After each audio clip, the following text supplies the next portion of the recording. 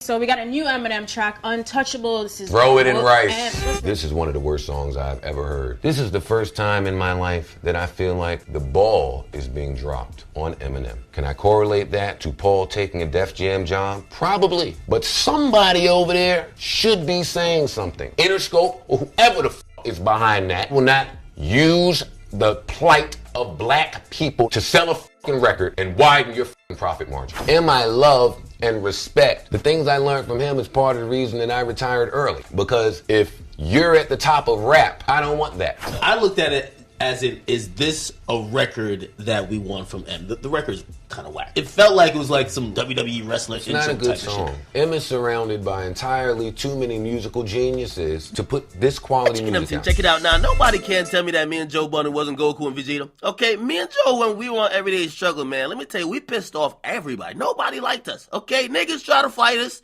Niggas couldn't wait to see us. Niggas was banning us from cities, award shows. Listen, Complex was fucking shook. Complex to cover their own ass. They put a fucking disclaimer and they kept making it bigger to let people know we are paying these motherfuckers, but we don't agree with nothing they say. Do not penalize us, because people were threatening to cancel interviews and this and third for sometimes the opinions that was disseminated by me and Joe.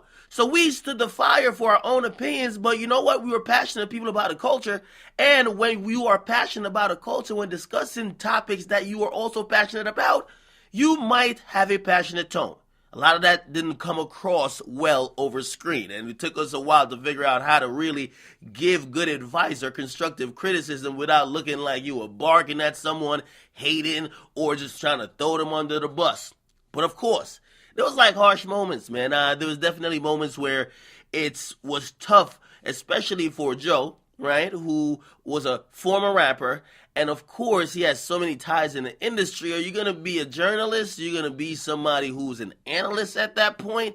Or are you going to just protect your relationships and slander all the niggas you don't know?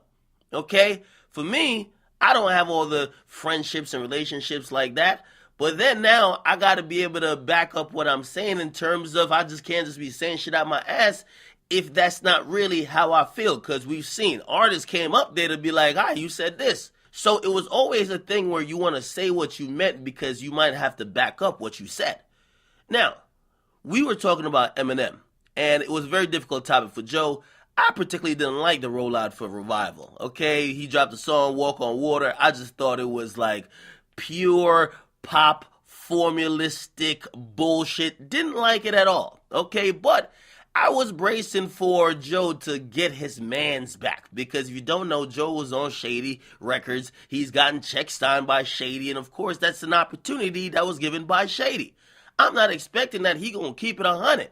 Now, when it got to that topic, I kind of pushed him a little like, yo, you gonna keep it 100? Because when it comes to people who you claim I have relationships with, for example, the exes, okay? For example, the Kodak Blacks or the Yachties, when it came to them, you wanted me to be objective. You gonna be objective, nigga?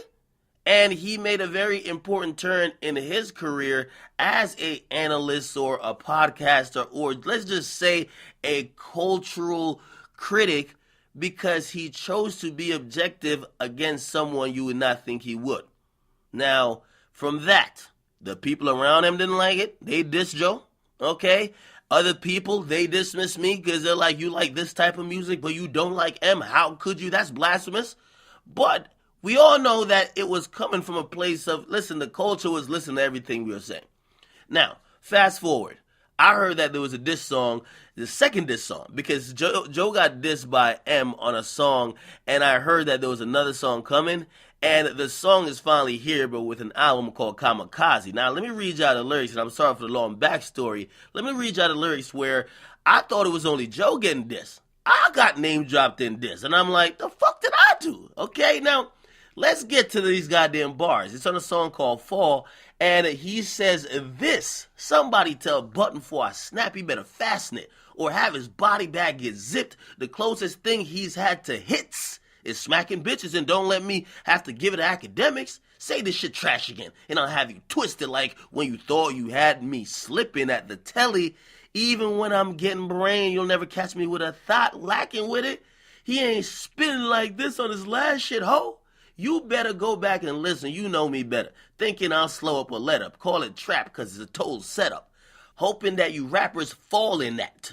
Okay, now, let me cut right there. Because if you guys don't know what he's talking about, he clowning the fact that Joe's a one-hit wonder. Which, by the way, this is like an easy response.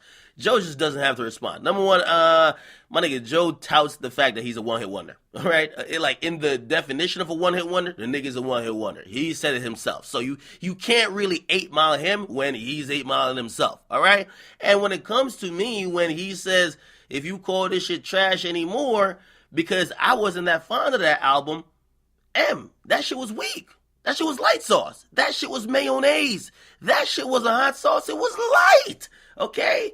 And you clearly have understood the fact, and you know what I like about this Kamikaze project, and I haven't really formulated a full opinion on it, but what I do know so far is that he's addressing everything people have said over social media, on YouTube, on Instagram. The fact that he mentions, when you thought you caught me slipping with a thought at the telly, that's some shit I posted on Instagram with a wild caption saying Eminem got caught lacking in a motel with a thotty. So he's responding directly to that, right? Also, he continues throughout the album respond to a bunch of people, so I like that. But when I said that shit was kind of weak for M standards, that shit was kind of weak. The whole rollout felt very mailed in. Y'all were relying on 2003 tricks to sell an album in 2018. You went at Trump thinking Trump was going to indulge you in a back and forth, and he didn't. And to be honest, if I really want to keep it 100, you went from trying to engage with Trump in a back and forth. He ignored your ass. Now you called out everybody in the game, including me. You are the rapper who's always kind of gotten at or dissed the pop acts to kind of get your shit a little bit more lit, but these days you're not the most relevant motherfucker. Even though you're always relevant as a legend, you're not the most relevant to today's trending and current topics that niggas want to go back and forth with you. That's one of the reasons you made this fucking album.